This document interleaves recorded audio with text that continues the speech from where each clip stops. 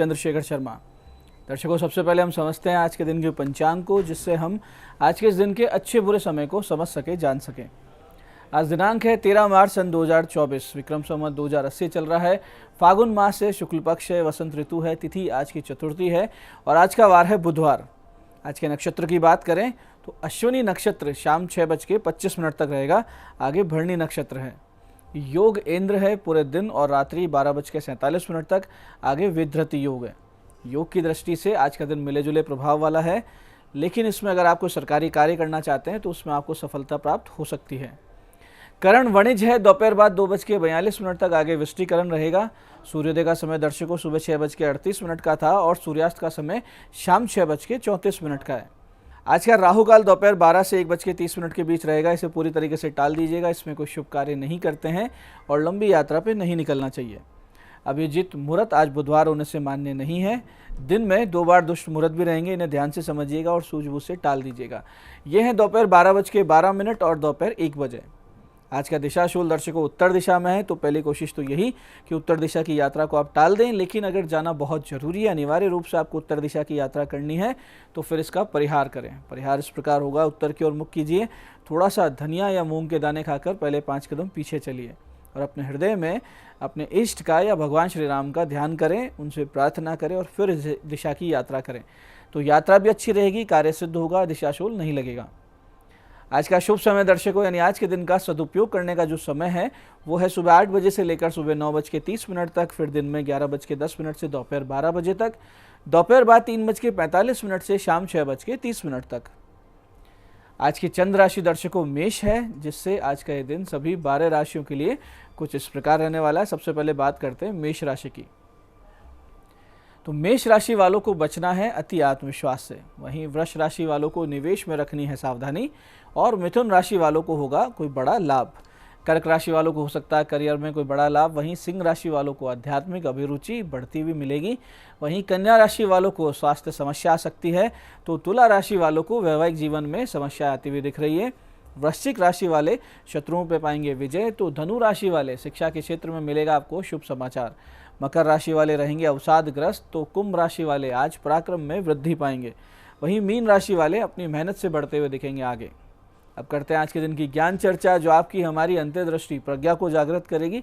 फिर आगे समझेंगे उन विशिष्ट उपायों को जो आपको समस्याओं से बाहर ले आते हैं और जीवन में सफल बना देते हैं। अंत में करेंगे आज के दिन की ज्योतिष मंत्रणा और समाधान। दर्शकों, बड़ी उपलब्धियां वही लोग प्राप्त करते हैं जो विकट श्रम और अनुशासन से अनवरत प्रयास करते हैं। ऐसे में साधनों का होना ना होना कोई विशेष महत्व नहीं रखता। आवश्यक नहीं कि प्रत्येक व्यक्ति को एक सी परिस्थितियां प्राप्त हो सकता है प्रारब्धवश किसी को अनुकूल माहौल मिल जाए और किसी को संघर्ष में जीवन मिले। लेकिन सफलता प्राप्ति में सबसे बड़ा फैक्टर हमेशा से आपका दृढ़ निश्चय और कार्य में जुटे रहने की क्षमता हुआ करती है। इस पर शास्त्र में एक बहुत ही सुंदर उदाहरण दिया गया है, जो इस प्रकार है कि रतश्येकम चक्रम भुजंग यमिता सप्ततुरंगा निरालंबो मार्गश्चरण रहिते सारथिरपि रविर गच्छन्तम प्रतिदिनम पारस्य नभसे क्रिया सिद्धि सत्वे भवति महताम नोपकरणे। इसका अर्थ ये है कि सूर्य के रथ को एक ही पहिया है। सर्प यानी सांप की लगाम से संयमित किए हुए 7 घोड़े हैं। आलंबन रहित मार्ग है, यानी कहीं रुक नहीं सकते, थक नहीं सकते, और बिना पैर का सारथी अरुण है। साधनों की इतनी मर्यादा होने पर भी सूर्य रोज सारे आकाश में घूमते हैं, क्योंकि महापुरुषों की कार्य सिद्धि उनके सत्व पर निर्भर करती है, ना कि साधनों पर। तो महत्वपूर्ण ये है कि आपका दृढ़ निश्चय कैसा है और आप कितनी मेहनत से अपने कार्य में जुटे रहते हैं। ये महत्वपूर्ण नहीं है कि कैसे आपको साधन मिले या कैसे साधन नहीं मिले। तो ये थी आज की ज्ञान चर्चा। अब बात करते हैं उन विशिष्ट उपायों पर जो आपकी सभी प्रकार की समस्याओं के समाधान बहुत ही सरलता से करते हैं और जिन्हें करके असफलता को पीछे छोड़ते हुए आप सफलता की ओर दृढ़ता से तेज गति से अग्रसर होते हैं। सबसे पहले बात करते हैं उनकी जिनका जन्मदिन है। तो जिनका जन्मदिन है आज दोपहर 1:45 से 4 बजे के बीच आंवला, पीपल, अशोक, आम और अनार के वृक्ष किसी मंदिर, आश्रम या गौशाला या पार्क में लगा दीजिए।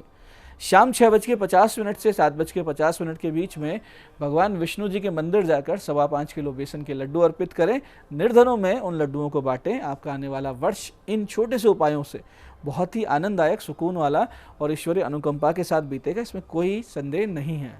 ऐसे दर्शकों बहुत बार यूँ होता है कि सभी ओर से हम समस्याओं से, परेशानियों से घिर जाते हैं। धन की कमी बनी रहती है, हर जगह से अपमान की स्थिति बनने लगती है।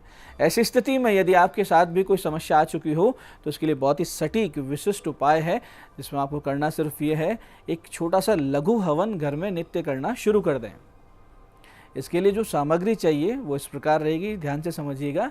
काले तिल, जौ, चावल, गौ घृत यानी गौ माता का जो घी है वो, चंदन चूरा, गूगल, गुड़, देसी कपूर और समिधा के लिए कंडे और आम की लकड़ियाँ।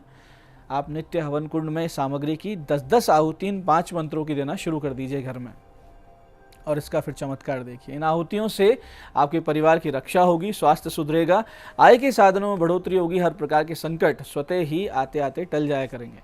आहुति जो देनी है वो इन मंत्रों की देनी है, ध्यान से समझिएगा। ओम गजाननाय नमः, दूसरी है ओम ग्राम देवताभ्यो नमः, तीसरी है ओम नवग्रहाय नमः, चौथी है ओम कुल तारिण्य नमः, और पांचवी है ओम नमो भगवते वासुदेवाय। ये 5 मंत्र है। प्रत्येक मंत्र की 10 आहुति आपको इस सामग्री से अग्नि में देनी है, तो कुल 50 आहुति आपको नित्य देनी है। अमोघ उपाय है, छोटा सा 10 मिनट का काम है, लेकिन जीवन को पूरी तरीके से बदल देने में सक्षम है।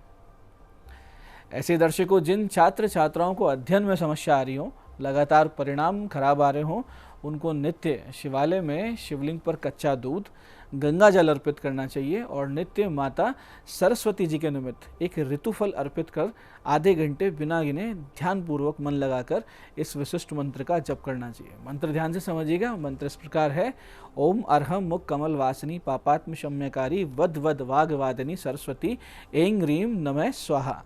मंत्र फिर से समझते हैं, ओम अर्हम मुख कमल वासिनी पापात्म शम्यकारी वद वद वाग्वादिनी सरस्वती ऐं ह्रीं नमः स्वाहा।